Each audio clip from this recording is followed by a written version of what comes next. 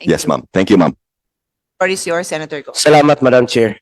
Balikan ko lang yung issue about this 89.9 na unused funds. President Emmanuel Ledesma, kung sakaling yung 89.9 na walang excess kayo, kukunin kaya ng National Treasury yun?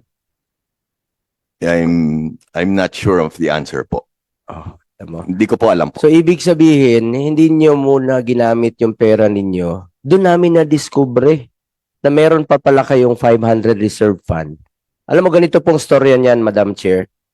We had about 9 hearings na po about HEA, including the 3 about PhilHealth. Including your resolution, kasama natin dito, about the unused 89.9 funds. Doon po natin na-discover na aside from 89.9 unused funds na itatransfer sa National Treasury, meron pa pala silang 500 billion na reserve fund. Habang ang mga kababayan natin nag-iingalo, walang pambayad sa ospital, nagmamakaawa, tapos kayo sobra-sobra yung pera ninyo. Alam mo, Mr. Ledesma, sanay ka, dati ka sa PISAM, puro kuryente yung collection sa kuryente yung iniisip mo. Baka makuryente ka dyan sa style mo. Wawa yung Pilipinos, totoo lang. Philippine Heart Center, PGH, Quirino Memorial Medical Center, pati sa PCMC. Ito po ang tinatawag na balay pasilungan o halfway house para meron silang komportableng pahingaan habang nag-aantay sa kanilang mga pasyente. I'm also advocating for the continuous funding for the super health centers which I pushed for since 2022. Super health centers are primary care health facilities where consultation and minor treatment services will be available. Pwede po dyan magpakonsulta. Pwede po dyan yung inyong programa, Mr. Ledesma, inyong konsulta program. Dyan nyo po ilagay itong mga konsulta program ninyo. Sobra-sobra yung pera ninyo. Ba't hindi nyo ipa-accredit yung mga health centers, super health centers, mga hospital para may malapitan po yung ating mga kababayan? Gamitin nyo muna yung pondo ninyo para hindi mawalis ng national government. Mas makakatulong po ito, early detection, mas alam po ng doktor yan.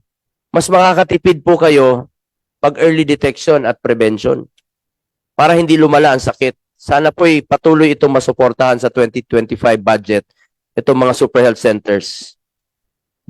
Bukod sa spot na pasilidad at equipment, kailangan din nating pagtuunan ng pansin ang human resources o ang ating healthcare workers. Through our hearings, nakapag-hearing na po tayo ng siyam na hearing sa Committee on Health, we were able to press DOH and DBM to release funding for the Health Emergency Allowance or HEA po ng ating mga healthcare workers who served during the pandemic. Services rendered na po ito, pinagpawisan nila, pinagpaguran po nila. Kailangan pa ba nila magmakaawa? Buti na lang po nag-hearing tayo, at least narinig po ang kanilang hinaing. Kahit saan po pumunta, ang sigaw nila, pagsalubong pa lang sa akin ng mga health workers, ang sigaw, HEA, HEA. Kailangan pa ba nilang magmakaawa? Pinagpawisan nila yan. Services rendered po yan. At salamat sa DOH at DBM na rinig nyo po. Sulit po ang pangungulit natin. At ayon sa DOH, ongoing na po ang pagbayad sa unpaid HEA. At before the year ends, at nangako kayo, sabi nyo nga, before the end of October, ay fully paid na po ito at na-reconciled na po inyong mga records. But now, meron po mga appeals, no? I want to bring to the attention of this committee around 4.9 billion is still needed to cover the appeals made by some health workers. Nabuhayan po sila ng loob nung nakita nila, nababayaran po sila. Ayon po sa DBM at sa DOH na nung nakita nilang babayaran sila, nabuhayan sila ng loob, kaya may mga appeals. Kung qualified naman, pag pinagpawisan nila, pinagpaguran nila, services rendered, bayaran nyo po. Ang sabi nga ni President Ledesma, gagamitin yon 89.9 para sa unprogrammed funds. Baka pwede namang bigyan ng prioridad ng DBM ang unprogrammed funds ninyo sa Executive Department. Unahin nyo pong bayaran itong mga health emergency allowances po ng ating mga health workers. Bigyan nyo ng prioridad. We hope that the DBM would prioritize the funding for this through this year's program appropriation. Baka naman po kaya na itong paglaanan ng budget sa taong ito para na hindi na po kailangan ipasok pa sa 2025 budget. Kung kaya naman po ng ating DBM bigyan ng priority. May DBM ba rito? Baka pwede niyong unahin kung meron kayong mga unprogram funds. Mas importante po itong mga health emergency allowances po ng ating mga health workers. We must properly compensate our health workforce. Sila po ang nagiging frontliners natin sa panahon ng pandemya. Kayo po yun. Mga DOH, kayo po yung hero ng pandemya. Mga medical frontliners. Dito po, including our secretary. Nagserbisyo ka rin po sa task force noon against COVID. Including Yusek Berhere. Siya yung naging muka ng pandemya. Araw-araw natin nakikita. Salamat sa inyong serbisyo, lahat ng mga taga-DOH. At ito po'y pinasa nating batas. Ito pong HEA. Hindi po kayang bayaran ng kahit anuman po ang buhay at sakripisyong ginawa ng ating mga health workers. Aside from improving the availability of health services, equally important is the affordability and accessibility of healthcare. Kaya naman po nandiyan ang PhilHealth para tugunan ito sa ilalim ng Republic Act 11223 o the Universal Healthcare Acts. Lahat ng Pilipino ay miyembro po ng PhilHealth. Yun po ang hindi pa alam ng iba. Kaya hindi sila nakaka-avail ng services ng PhilHealth. Kaya kailangan paigtingin niyo po inyong education campaign na lahat ng Pilipino po ay miyembro po ng PhilHealth. Kailangan, ang importante dito, maibigay ang maayos at magandang serbisyo sa ating mga kababayan, lalong-lalo na po sa mga mahirap. Madam Chair, as we all know, PhilHealth is due to remit 89.9 billion to the National Treasury. According to the DOF, this amount represents unused government subsidy. Nakailang hearings po tayo dito at nanawagan tayo sa PhilHealth na while waiting for the Supreme Court sa kanilang oral arguments sa January of 2025, ang panawagan po natin sa PhilHealth, since meron kayong 500 billion na reserve fund, nangako po si President Ledesma during the first hearing, nare-recommenda niya sa Pangulo na babaan po ang premium contribution from 5% down. While waiting for you, sir, may pinasa po kaming batas dito, amending the universal healthcare, reducing the premium contribution from 5% to 3.25%, while inaantay nga namin yung rekomendasyon. Ginawa na rin po namin ang aming trabaho.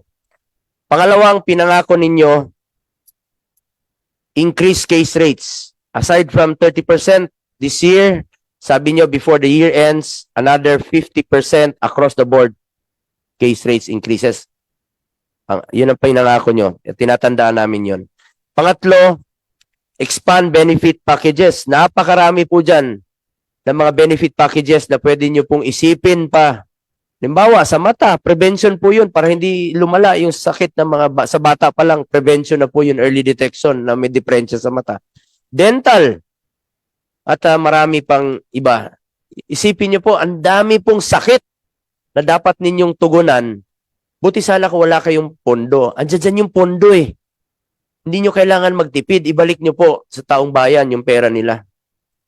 At pang-apat po, out of pocket expenditures talaga. Tulungan niyo po ang DOH. Huwag kayo masyadong umasa sa medical assistance program po ng DOH. Kung mas malaki ang contribution ng counterpart ng PhilHealth sa pagpapalabas ng hospital billing, mas mababawasan po ang problema ng DOH. Mas magagamit pa nila yung pera nila sa ibang mga kababayan nating mahirap na nangangailangan po ng tulong. Marami na pong naipangako ang PhilHealth at salamat sa inyong napagkasunduan na po ng inyong board na yung nirekomenda natin, yung scrap na po yun, tanggalin na po yung single period of confinement policy. Napaka-illogical, napaka-kalokohan po ng pulisiyang iyon na bawal i-cover within 90 days ang same na sakit. Ano yan? No repeat sakit policy. Ako, masintabi po sa kumakain. Kumakain ako sa tabi-tabi, kumakain ako ng street foods, quick. Kung nagka-diarrhea ako ngayon, na-admit ako after 2 weeks, bawal na muli ma-cover ng PhilHealth. Mga nag-bleeding, buntis, maselan, bawal po i-cover within 90 days. Pneumonia, bawal po i-cover daw dahil dyan sa single period of confinement policy. Kalokohan yan. Salamat. In-scrap nyo na, tinanggal nyo na. At pang-apat po, pang-lima, nangako po si EVP Attorney Eli Santos nung nakaraang hearing na tanggalin nyo rin po yung 24 hours emergency policy.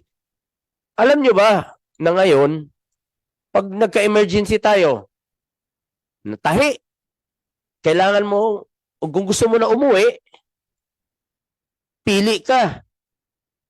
Kailangan mo magpa-admit para makover ka ng PhilHealth. Bakit hindi mo na lang gamitin yung pambayad sa kwarto para pandagdag sa gamot, pambayad pa sa ibang medical services? Tanggalin niyo po itong 24 hours confinement policy ninyo. Nangako po kayo na tanggalin niyo yan. Kalokohan po yan. Ang dami po mga hospital na sasabihin sa pasyente, pwede bang magpa-admit ka muna ng 24 hours para makover ka ng PhilHealth? Ganun.